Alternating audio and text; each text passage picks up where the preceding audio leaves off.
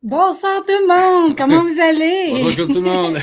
Ça faisait comme 2 semaines. Ben oui, on a eu un petit break. On a extensionné nos vacances la semaine passée parce que j'ai eu mon fils du Québec qui est venu nous visiter pour une semaine. Puis il nous a annoncé aussi qu'il s'installerait définitivement en avril 2024 ici. Il va venir nous rejoindre. On fait une petite intro très rapide parce que ce soir, Oui, on a un invité très spécial pour vous. exactement. Si vous avez vu les dernières publications tantôt, on a le chef du Parti populaire du Canada, M. Maxime Bernier, qui va Oui, être là qui a, ce soir qui a- avec nous. il a accepté notre Oui. invitation. Puis je suis bien content. Oui! Et tout de suite après, on va avoir aussi M. Daniel Brisson, Oui, lieutenant du Québec pour le Parti populaire du Canada. Tu vois, je ne me exactement. suis pas trompée ce fois-là. Non, il ne faut pas. Ouais, c'est ça. Hey. Bonsoir, Maxime! Allô, comment ça va? Ça me fait plaisir d'être avec vous ce soir. Ah Ah, ben, nous autres aussi, hein, c'est nous vraiment autres, un privilège. on est bien content que tu aies accepté. Je sais que tu es tellement occupé, il y a tellement de choses qui bougent de ton côté, puis du côté du parti aussi. Ça, je comprends. Donc, merci du temps que tu vas nous allouer pour ce soir. On va tout de suite sauter sur la question, hein, pour pas prendre trop de temps. Au Canada, il y a deux endroits où les gens vont s'identifier fortement. D'abord à leur province, puis ensuite à leur pays. Puis ça, c'est le Québec et l'Alberta. C'est drôle, hein? Puis pourtant, ce sont des politiques qui sont complètement différentes, des cultures différentes, des mentalités différentes, mais les enjeux, à quelque part, sont pratiquement les mêmes. Donc, comment expliquer ça? Puis pourtant, il y a une rivalité entre ces deux provinces-là qui est importante. Oui, bien, comme tu dis, le Québec et l'Alberta se ressemblent à certains Oh, Oh, points oh, de vue. Le point de vue le plus important, c'est celui de la non-interférence du gouvernement fédéral dans les champs de juridiction provinciale. Et que d'accord. ce soit sous un gouvernement péquiste dans le temps à Québec ou libéral ou caquiste maintenant, ou Mhm. bien les gouvernements en Alberta, les deux gouvernements ont toujours jalousement voulu protéger leur juridiction contre l'intrusion du fédéral. D'accord. Moi, je me rappelle dans le dossier qui date d'un peu plus longtemps d'une commission nationale des valeurs mobilières où le fédéral voulait faire une seule commission des valeurs mobilières. Et ça, c'est bien sûr de la juridiction des provinces à 100%. Le Québec et l'Alberta s'est opposé. Habituellement, le Québec et l'Alberta s'est opposé et ont gagné sur ce sujet-là. Il n'y a pas de commission nationale des valeurs mobilières, c'est de juridiction provinciale. Mhm. Et le Québec et l'Alberta, dans bien d'autres dossiers, comme la santé, rouspètent toujours lorsque le fédéral dit qu'il veut imposer des conditions avant de verser de l'argent aux provinces. Oui. Et là-dessus, on s'entend bien. Comme tu le dis, on a deux cultures vraiment différentes. Au Québec, on est un peu plus socialiste et en Alberta, plus pro-libre marché. Mais les deux gouvernements veulent avoir la paix et faire ce qu'ils veulent dans leur champ de juridiction. Donc, en Alberta, on veut pouvoir décider de comment on va faire en sorte de passer des lois qui vont être en ligne avec ce que la population veut. Et c'est ça la beauté, devrais-je dire, de notre Constitution, parce que si on lit bien la Constitution, chaque niveau de gouvernement, les provinces, sont souveraines dans leur champ de juridiction. Et c'est comme ça que le Canada peut coexister parce que les cultures entre chaque province sont vraiment différentes.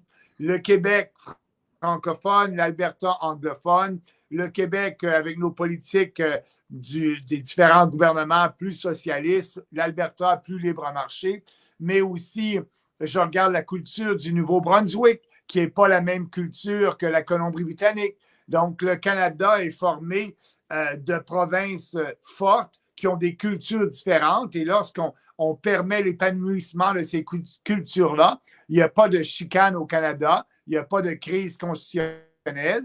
Mais là, que ce soit un gouvernement conservateur sous Harper ou libéraux maintenant sous Trudeau, ou peut-être plus tard un autre gouvernement, on veut avoir un gros gouvernement, peu importe que ce soit les conservateurs ou les libéraux, un gros gouvernement à Ottawa qui va intervenir dans les champs de juridiction des provinces parce que Ottawa pense qu'il sait mieux que les politiciens provinciaux, qu'est-ce qui est bon pour la province.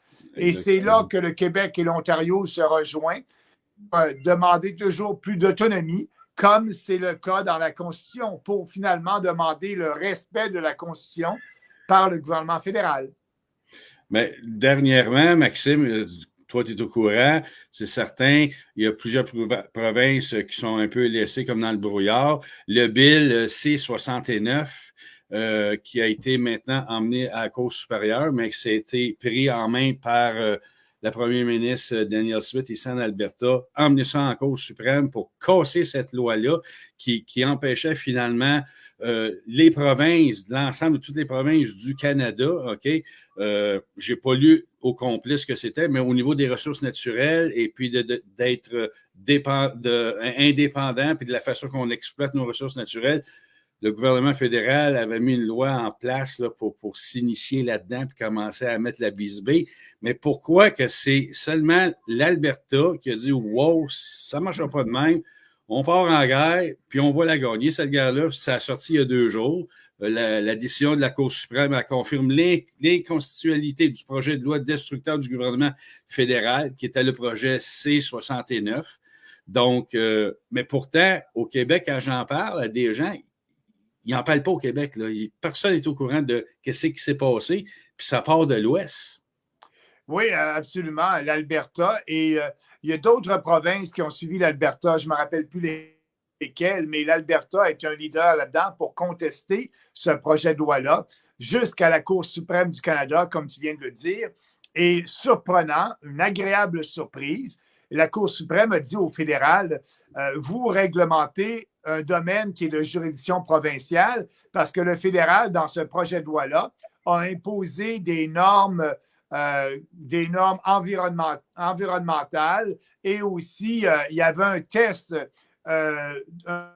de genre dans le projet de loi, c'est-à-dire il fallait que les gens qui veulent construire des projets pan-nationaux comme un pipeline, il fallait qu'ils prouvent que ce projet-là n'allait pas à l'encontre des femmes ou des Autochtones. Et la Cour suprême a dit non, ces conditions-là, là, c'est de juridiction provinciale et la province, l'Alberta entre autres et les autres provinces, ont un système, une législation et tout grand projet d'envergure doit être analysé selon les normes environnementales de chaque province. Et donc, le fédéral dit c'est une réglementation qui ne devrait pas s'appliquer aux provinces. Les provinces sont souveraines, les provinces peuvent décider comment les projets, comme le développement, surtout dans ce dossier-là, c'est le développement de pipelines, d'oléoducs qui passaient par l'Alberta.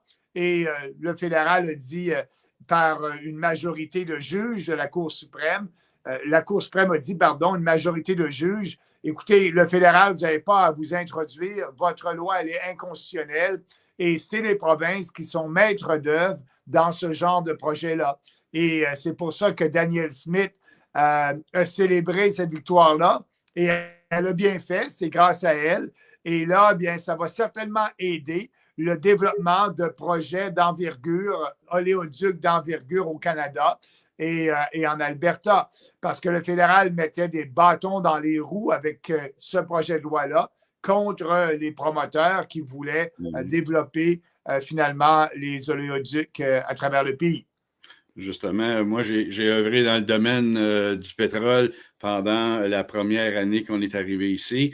Et puis, on parlait beaucoup de ces lois-là qui étaient finalement mis dans le fond de la gorge de tous ces promoteurs-là. Puis aujourd'hui, Danielle Smith a invité tous les grands industriels, tous ceux qui veulent maintenant revenir investir, pas juste en Alberta, mais dans l'ensemble du Canada. Parce que là, ça va profiter à tout le monde. Là, c'est pas juste l'Alberta, mais c'est d'ici que ça a parti. C'est ça que je trouve extraordinaire, c'est que cette personne-là travaille pour le peuple, travaille pour ceux qui l'ont mis au pouvoir, et puis faire la promotion de ce qu'on peut offrir.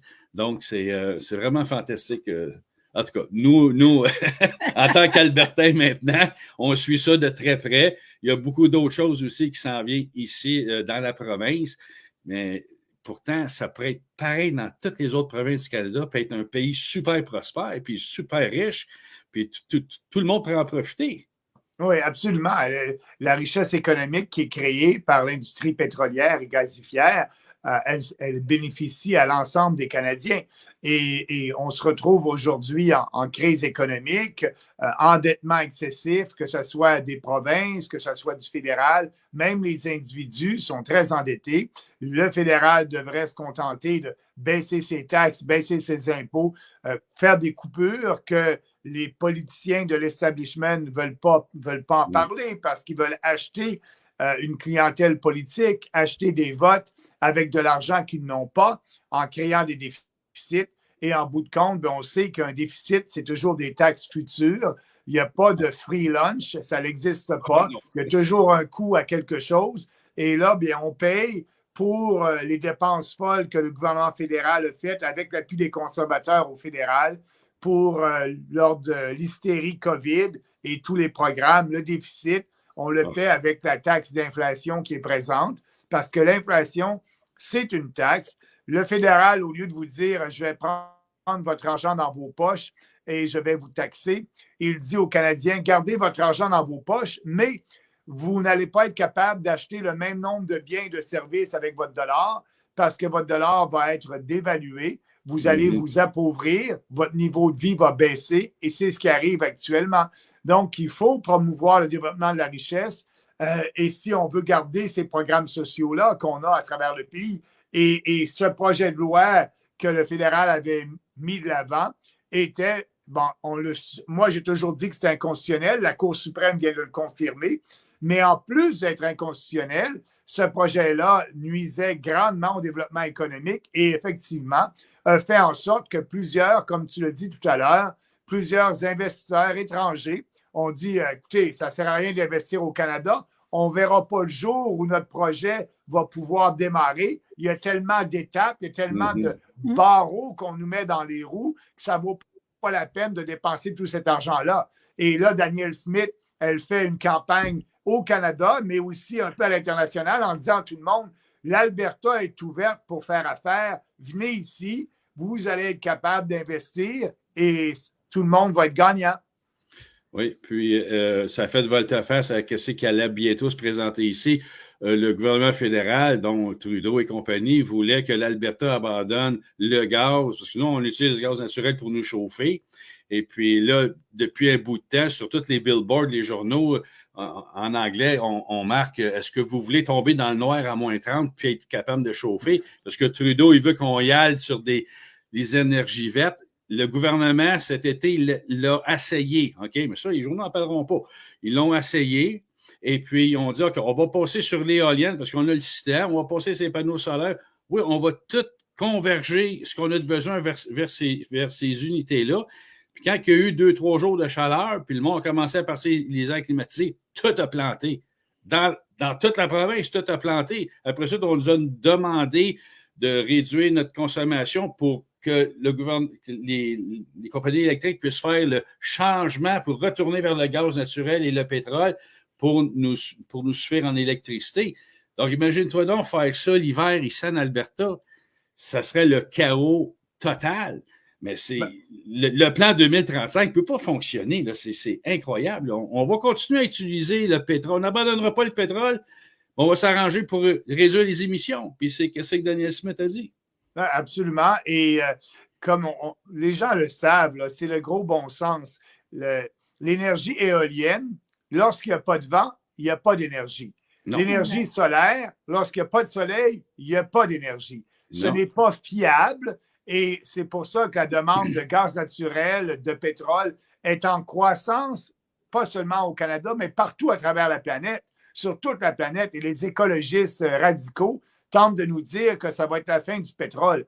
Absolument pas. Le pétrole, l'hydroélectricité, c'est de l'énergie qui est fiable et c'est ce qu'on a besoin, surtout au Canada, dans le climat qu'on a l'hiver. Et donc, moi, c'est ce qu'il faut faire. Il faut réinvestir dans cette énergie-là parce que c'est toujours une énergie de l'avenir. Oui, l'éolien, oui, le solaire peut être là pour accommoder, etc. Mais le développement de ces énergies-là se fait au détriment des consommateurs et des Canadiens parce que les gouvernements donnent d'énormes subventions à l'industrie verte, entre guillemets, pour essayer d'atteindre les objectifs de l'entente de Paris. Et c'est la même chose pour les consommateurs. Poilievre, il dit qu'il va abolir la taxe sur le carbone, mais ce qu'il ne dit pas, c'est qu'il va imposer de la réglementation aux entreprises. Ça va se transformer en coût pour les individus pour pouvoir atteindre les objectifs de net zéro en l'an 2050 et les objectifs que Trudeau a dit qu'il faut atteindre pour réduire les émissions de gaz à effet de serre. Poilievre embarque là-dedans dans l'hystérie climatique, sauf qu'il va, au lieu de taxer, il va réglementer et subventionner des industries lorsqu'on a un déficit de plusieurs milliards de dollars, puis on n'a pas les moyens de faire ça. Le plus drôle, hein, c'est que dans toute l'Amérique du Nord, puis je vais inclure l'Amérique du Sud, on est les seuls avec une taxe carbone. Hein? On est 34 millions. Les États-Unis, c'est 10 fois plus. L'Amérique du Sud, c'est comme 4 fois plus et 5 fois plus de personnes. Puis on est les seuls à soutenir une taxe carbone qui finalement ne va pas nulle part. Ça n'aide pas plus l'environnement. Ça fait juste dépocher les gens. Et puis, ça n'améliore pas les conditions non plus de tous les Canadiens, là, ce genre de taxe-là. Ici, en Alberta, Daniel Smith allait éliminer la taxe provinciale sur les carburants. Ça nous donne un break, là, je veux dire. Là, ça fait une différence. Puis l'économie peut continuer à rouler. Puis les produits demeurent quand même accessibles. Donc, il y a beaucoup de choses qui se disent sur nous, qui est très négatif, mais il faut regarder l'autre côté de la médaille. Il y a beaucoup de choses là, qui sont beaucoup plus positives. Quand on dit que le gazon, il n'est pas plus vert chez le voisin, moi, je peux te dire, depuis qu'on est ici, il est pas mal plus vert que bien d'autres endroits au Canada. Bien, premièrement, vous bénéficiez d'un taux de taxation beaucoup plus bas que le Québec. Oui. Et je ne sais pas quel doit être le prix de l'essence à la pompe. Là, j'ai payé 1,29 hier. Bon, tu vois, nous, on est dans les 60, 70, 1,70, 1,60, dépendamment où on est au Québec. 1,29, et Dieu sait que nous, on sert de la voiture. C'est une taxe qui frappe tout le monde parce que peu importe les biens que vous commandez par Amazon ou la nourriture qui va dans les épiceries, ça se transporte par camion. Il y a un coût. Exactement. Et ce coût-là est toujours répercuté sur le consommateur. Exactement. Tout transféré sur le dos du plus petit, finalement. Là, hein? Ben oui. Et vous, là-bas, comme ça va bien. Ça fait quoi, là? Vous me disiez que ça fait à peu près 1 an que vous êtes là? Ça fait 1 an et 3 mois, ouais. 1 an et 4 mois qu'on est ici, maintenant. Et puis, on a déménagé à cause des conditions politiques au Québec, de tout ce qu'on a pu vivre aussi les 3 dernières années, sachant très bien qu'ils reviendraient au galop avec ça. On ne voulait pas faire vivre ça à nos enfants, on ne voulait pas faire vivre ça, on ne voulait pas vivre ça, fini. Et puis, écoute, on a fait le move, on est venu ici. Puis, l'émission qu'on fait, donc, Vivre en Alberta, je vais te dire, on a aidé des dizaines et des dizaines de familles qui sont venus s'établir ici en Alberta. Il y a eu une fois, une de nos émissions, on a essayé de nous censurer, nous couper pour pas qu'on soit capable de broadcaster. Écoute, elle a fait des pirouettes avec mon garçon là, au niveau de l'ordinateur, puis on a été capable de revenir en ondes. Parce qu'on donne l'information juste ici, là, les coûts, combien ça coûte, la différence.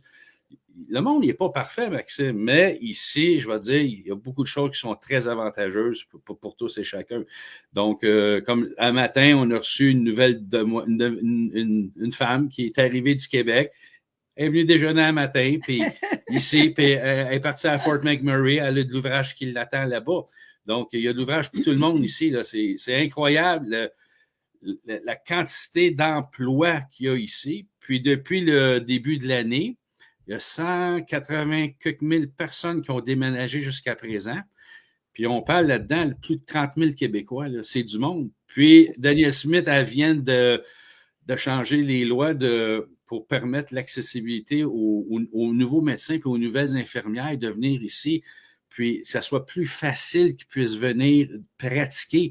Ils ont approuvé 180 nouveaux médecins dont 57 du Québec. Là. C'est incroyable. Ah, Puis bon. plus de 300 infirmières qui viennent d'un peu partout, puis qui ont été approuvées ici en Alberta. Donc, il n'y a pas de pénurie de médecins ici, il n'y a pas de pénurie d'infirmières ou quoi que ce soit. Le système de santé va tellement bien ici, parce que c'est dirigé différemment. La gestion est différente. Hein? Oui. Mais en parlant de l'Alberta, les Québécois qui sont là-bas, moi, je me rappelle, lorsque j'étais député de Beauce, je rencontrais beaucoup de Beaucerons en Alberta, et ça doit être encore le cas aujourd'hui. Mais aussi, ça serait intéressant de savoir comment les Québécois sont perçus là-bas. Moi, je peux te dire que je me promène un peu à travers le Canada et puis en Alberta, on est très bien perçu. Quand je parle je parle du Parti populaire. On a beaucoup d'appui là-bas. Et moi, bien, on a des organisations très fortes dans l'Alberta, Saskatchewan, Manitoba. Mais contrairement à ce que certains peuvent dire, les Québécois sont très bien perçus là-bas comme des travailleurs qui sont capables de faire la job, excusez-moi l'expression, mais on partage les mêmes valeurs de base, la famille, le travail, et il y a juste la langue qui nous différencie. Là. Exactement, mais pour approuver ce que tu dis, c'est vrai qu'on est bien reçus ici. Nathalie, elle se débrouille en anglais. Moi, je suis bilingue, mais je veux dire, quand vous êtes arrivé ici, l'accueil qu'on a eu sur notre rue ici, c'est incroyable. Même à mon travail, l'accueil est chaud. Puis, c'est sûr, il faut que tu fasses ta place. Il faut que tu prouves que tu vas faire l'ouvrage, que tu vas t'intégrer. Ici, il faut que tu t'intègres. Il faut que tu t'assimiles. Là. Il y a une autre façon de vivre ici qui est complètement différente du Québec. Fait que il faut que tu passes par là, puis à un moment donné, ben, tu rentres comme dans le moule, comme on dit, mais tu restes quand même avec tes valeurs. Tu viens parfumer avec ce que tu es ici en Alberta, mais on est très bien accepté. Il y a peut-être eu une fois un nono, là, mais des nonos, il y en a partout, mais ça a été la seule fois. Et puis, mais non, on est très, très, très, très bien perçus ici. On est travailleurs. Puis où est-ce que je travaille présentement? J'ai fait rentrer un autre individu qui était un Québécois. Puis ils m'ont demandé, t'aurais-tu un gars qui voudrait travailler un peu fort? Là? Je dis, ouais, je vais t'en référer un. Puis depuis ce temps-là, ben, ils sont bien contents. Ça fait plusieurs mois qu'il est avec nous. Donc, non, il y a beaucoup d'ouvrages ici. On le dit tout le temps aux gens, là, ayez pas peur. Venez voir avant. Il faut venir voir avant si ça fait votre affaire. Et puis ensuite, si vous voulez faire le saut, ben, faites-le. Bien, tu viens bien de parler, là, tu dis, on s'est intégré, on s'est, entre guillemets, assimilé en gardant notre culture. C'est ce qu'on veut pour l'immigration. Aujourd'hui, on ne fait pas de test de valeur, on soit des gens qui ne partagent pas nécessairement nos valeurs, donc qui ne s'intègrent pas. Et même le fédéral dit, ben, c'est pas grave si vous vous intégrez pas avec la loi sur le multiculturalisme.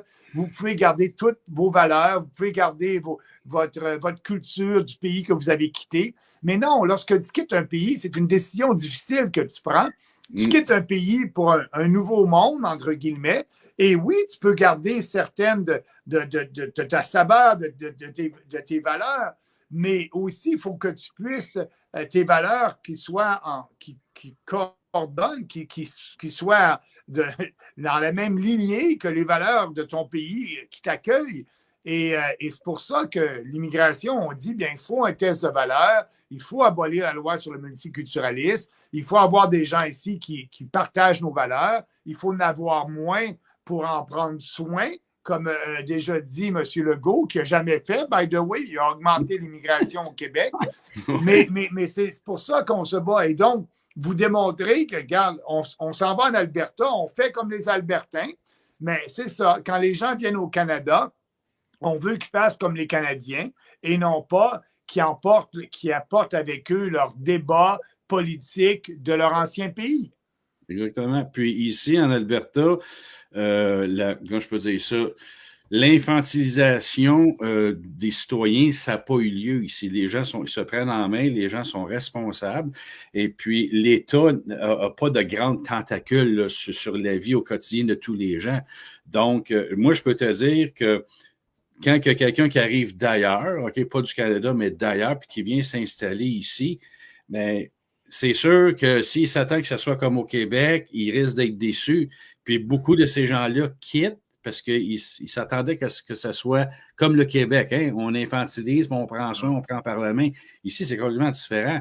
Je veux dire, des gens qu'on va traiter de certains noms au Québec, mais ici, ceux qui sont ici, ça travaille, ça s'est intégré, ça a appris l'anglais, et puis ça épouse la culture albertaine, mais ils vivent quand même avec ce qu'ils sont, puis de où ils viennent, mais tout se fait dans le respect, Maxime, c'est tellement incroyable. Le respect, il est partout ici, sur les chemins, tu te promènes sur la rue, c'est bonjour, on laisse passer des piétons, il y a des endroits qui n'ont même pas de stop, les gens vont arrêter, vont regarder, quelqu'un qui s'en vient. Il y a beaucoup de civilité ici, c'est la façon qu'ils vivent ici. Puis, il faut s'adapter à ça. Hein? Puis, il ne faut pas s'impresser sur la pédale à gaz, ben, ça ne roule pas vite ici. Hein? On peut aller à 110, ces autoroutes, et 85, 90. Fait que klaxonne pas, parce qu'il va encore ralentir. Ben, écoutez, je suis bien content que vous aimiez ça. La prochaine fois que je vais aller en Alberta, il faudrait que je vous fasse signe. Ben oui, absolument. La province est assez grande. Je ne sais pas où je vais aller, là, mais on est en train de bâtir le parti un peu partout dans le pays pour être prêt pour la prochaine campagne électorale. Je peux dire qu'on va avoir des candidats dans tous les comtés. On a déjà aujourd'hui à peu près 125 candidats de choisis, d'approuvés sur 342 comtés. On va refaire un appel pour des candidatures dès le début de 2024. Puis, on espère bien de trouver le reste des candidats avant la fin de l'année 2024 pour être fin prêt pour l'élection de 2025. Fait que ça va être, c'est ça, c'est un travail de longue haleine parce que c'est un nouveau parti politique, mais à chaque élection, on augmente notre pourcentage. Puis, les sujets qu'on parle. Oui, puis les sujets qu'on a parlé en 2019, là, les gens réalisent encore plus, surtout l'immigration. Quand je disais en 2019 qu'il fallait dire non à l'immigration de masse, que ça changeait notre pays. Et là, il y a de plus en plus de gens qui le réalisent. Je pense que pour le... Oui, vas-y, excuse-moi. J'allais dire, pour le Parti populaire, l'avenir va nous appartenir. C'est une question de temps. Exactement. Il faut être patient, puis il faut donner les bons coups d'épée aux bons endroits, comme on dit. Et puis, moi, je peux dire ici, sur ma rue, écoute, tu me connais, je parle du PPC, demande à Nathalie. Puis j'ai réussi à vendre des cartes de membres, j'ai réussi à faire changer les idées à des gens. Là. Non, écoute, là, c'est ça. Nous, va voir la plateforme, va lire, et puis on me revient. Hey, Richard, j'achète ma carte de membre du PPC.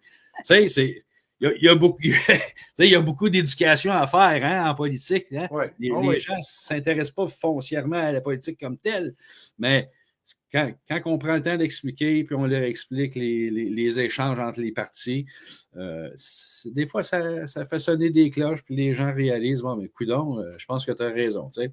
En parlant de plateforme, j'ai juste mis le lien dans le bas ici. Donc, pour les personnes qui sont à l'écoute, vous pouvez aller consulter la plateforme directement sur le Parti populaire du Canada. Et si vous avez des questions, hein, on a une grosse équipe qui peut vous répondre et on est toujours disponible pour vous aider là-dessus. Ben oui, et puis, ça me fait plaisir d'avoir pris quelques minutes, que vous m'ayez donné quelques minutes avec vous. Merci beaucoup. Et regarde, si les gens veulent en savoir plus, effectivement, ils peuvent aussi aller sur le site internet partipopulaireducanada.ca. Ils peuvent me suivre sur Twitter, Maxime Bernier, aussi sur Facebook. Puis, comme vous venez de le dire, nous, on fait de la politique différemment parce qu'on parle d'idées. Qu'elles soient populaires ou pas, la journée, on ne change pas. On pense qu'on a la meilleure vision pour le pays. Puis plus on parle de nos idées, plus elles vont devenir populaires. Et puis, je pense qu'on regarde le passé et garant de l'avenir parce qu'on a créé le parti il y a 5 ans à 0%. Puis là, maintenant, on est à 5%. Puis je pense qu'à la prochaine campagne, on va progresser lentement, mais sûrement. Mais les gens peuvent, comme vous venez de le dire, aller lire la plateforme. Puis s'il y a des questions, ils peuvent même nous écrire à info@partipopulaireducanada.ca.